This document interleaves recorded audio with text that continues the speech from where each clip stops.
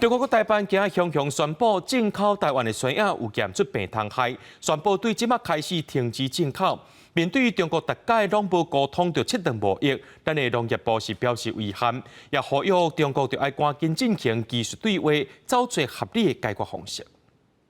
台南市长黄伟天2个月进前才欢喜宣布，酸药外销量继续成长，有希望超过4000吨。新马社传出中国国台办一表示，为台湾酸药当中验出叫做大洋豚纹粉介巨神，即马开始暂停酸药输入中国，互农民才生气。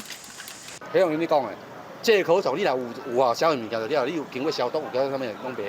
根据农业部统计，今年外销日韩甲香港、中国等地酸药占总产量的2.2%，外销中国部分不到0.5%，差不多是938吨，其中高雄只占25吨，屏东180吨，虽然占比无大，而且产贵就要买啊。不过农民有万烦恼，影响明年的外销，可能会影响到外销的不稳定，占的这个比例事实上也还算不多。所以整个来说的话，对市场的这个影响，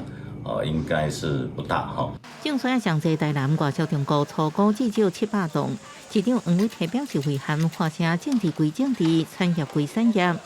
希望到这个产季到的时候，大家都能够